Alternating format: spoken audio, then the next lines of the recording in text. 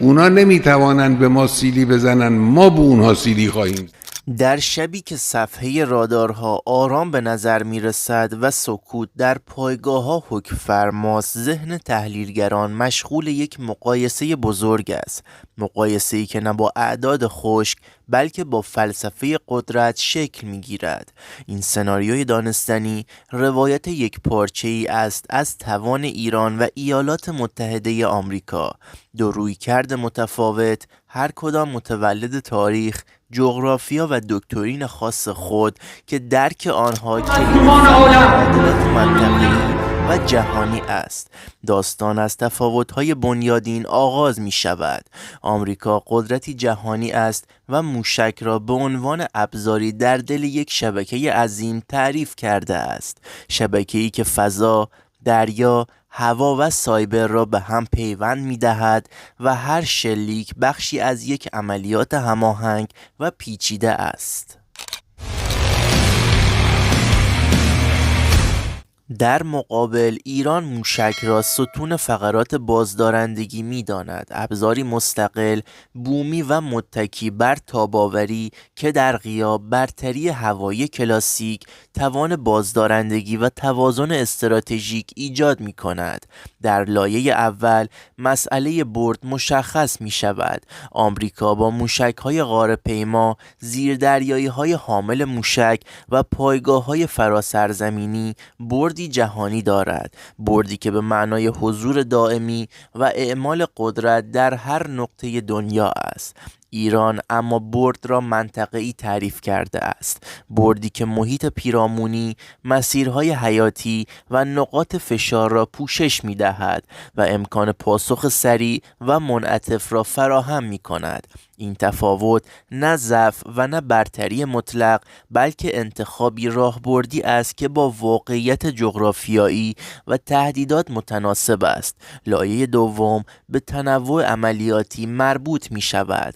زرادخانه آمریکا به شدت تخصصی است. هر موشک برای مأموریتی مشخص و در زنجیره‌ای پیچیده طراحی شده است. ایران اما بر تنوع کاربردی تمرکز دارد. موشک‌های چند منظوره که بتوانند در سناریوهای مختلف از بازدارندگی تاکتیکی تا پاسخ سریع استراتژیک به کار گرفته شوند. این انعطاف عملیاتی بخش جدایی ناپذیر فلسفه بازدارندگی فعال ایران است. دقت عنصر بعدی است. آمریکا با اتکا بر ماهواره‌ها، حسگرهای پیشرفته و شبکه داده‌های لحظه‌ای دقت نقطه زن را در مقیاس جهانی دنبال می کند. ایران نیز با توسعه سامانه‌های هدایت ترکیبی و اصلاح مسیر در فاز نهایی دقت را به عاملی برای افزایش اثر بازدارندگی تبدیل کرده است. در اینجا دقت تنها یک ویژگی فنی نیست بلکه پیامی راهبردی و قسمتی از اثر بخشی روانی است که دشمن را به محاسبه دقیق وادار می کند. قدرت موشکی فراتر از موشک است. زنجیره پشتیبانی، فرماندهی و نگهداری نقش حیاتی دارد. آمریکا این زنجیره را به شکل سیستمی عظیم و چند لایه پیاده کرده و وابستگی شدیدی به ارتباطات پایدار دارد. ایران اما تاباوری را اصل قرار داده، سامانه هایی که حتی در شرایط اختلال، محدودیت منابع یا فشار شدید قابلیت پاسخ و ادامه عملیات را حفظ می کنند. تحرک عنصر کلیدی دیگر است. بخش بزرگی از قدرت موشکی ایران بر تحرک، پنهانکاری و تغییر مداوم محل پرتاب بنا شده است. پرتابگرهایی که دیده نمی شوند اما حضورشان همواره احساس می شود. شناسایی دشوار و بقاپذیری بالا دارند. آمریکا هم تحرک دارد اما عمدتاً در قالب ناوگان‌های دریایی و پایگاه‌های بزرگ، نمادهای آشکار از قدرت که هم نمایش قدرت هستند و هم اهداف شناخته شده. در بعد روانی تفاوت‌ها پررنگ‌تر می‌شوند. موشک‌های آمریکا اغلب در چارچوب تضمین امنیت متحدان و دکترین بازدارندگی جهانی تعریف می‌شوند. موشک‌های ایران اما مستقیما با هدف هزینه سازی برای مهاجم طراحی شده اند. پیام روشن است: هر حمله ای پاسخ خود را دارد و این پاسخ همیشه قابل پیش بینی نیست. این سامانه ها می توان به سامانه های پیشرفته‌ای همچون نمایی ها و نمایش های گاه به گاه ایران نیز نه فقط برای دشمن بلکه برای مدیریت ادراک داخلی و تقویت حس امنیت ملی انجام می شود. لایه های عمیق‌تر اقتصاد قدرت موشکی، حجم و تداوم شلیک، تجربه عملیاتی و مفهوم عدم تقارن را شامل می شوند. آمریکا هزینه هر موشک را بخشی از بودجه عظیم نظامی می داند. بودجه‌ای که امکان تولید پیشرفته، آزمایش‌های متعدد و نگهداری پیچیده را فراهم می کند. ایران اما با محدودیت‌ها هر موشک را بهینه کرده تا با کمترین هزینه بیشترین اثر بازدارنده ایجاد شود.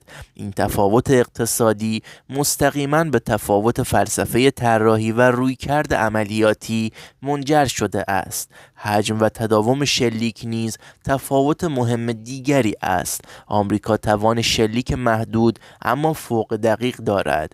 ایران بر تداوم فشار تأکید می کند، توانایی شلیک در چند موج از نقاط مختلف و با الگوهای متنوع. این رویکرد سامانه‌های دفاعی دشمن را درگیر فرسایش می کند و تصمیم گیری را پیچیده تر می سازد. حوزه دفاع موشکی شکاف مفهومی نیز دیده می شود. آمریکا سرمایه گذاری گسترده روی سامانه های دفاعی چند لایه انجام داده.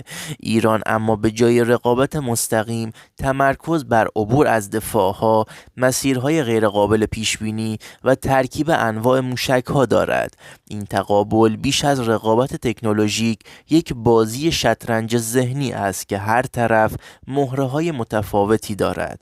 تجربه عملیاتی نیز نقش کلیدی دارد. آمریکا در دهه‌های گذشته موشک‌های خود را در عملیات‌های متعدد به کار گرفته و بازخوردهای عملیاتی دریافت کرده است.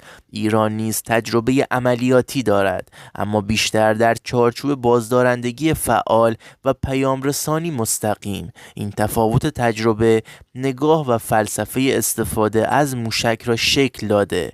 عدم تقارن عنصر کلیدی بعدی است. آمریکا برای سناریوهای متقارن برنامه ریزی می کند، مقابله با قدرتی همسط که قواعد مشخصی دارد. ایران اما دکترین خود را بر عدم تقارن بنا کرده است، ایجاد شرایطی که قواعد بازی را برهم زند و دشمن را مجبور به واکنش خارج از برنامه کند. زمان و محیط جغرافیایی نیز در این لایه اهمیت پیدا می کنند. آمریکا اغلب در فواصل هزاران کیلومتری عملیات می کند. ایران موشک را در پیوند با جغرافیا و محیط پیرامونی می بیند. کوهستان، دشت و عمق سرزمینی همه بخشی از سامانه موشکی هستند. در بعد انسانی نیز تفاوت‌ها محسوس است. آمریکا اپراتورها و خدمه را در قالب یک ساختار بزرگ، استاندارد و سیستماتیک آموزش می‌دهد. ایران بر نیروی انسانی ماهر، تجربه محور و بومی تأکید دارد. آموزش، بومی سازی، دانش و انتقال تجربه ستون پایداری توان موشکی ایران است.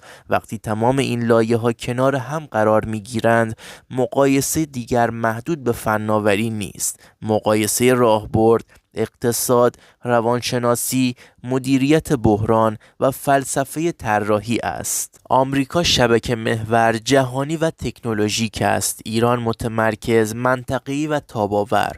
موشک‌ها در هر دو رویکرد ابزار نهایی بازدارندگی اند. ابزارهای خاموش که پیامشان در سکوت سراسر منطقه و جهان شنیده می شود. دوستان، به نظر شما ایران در حوزه موشکی قوی تر است یا آمریکا؟ نظرات خود را توی کامنت ها بنویسید.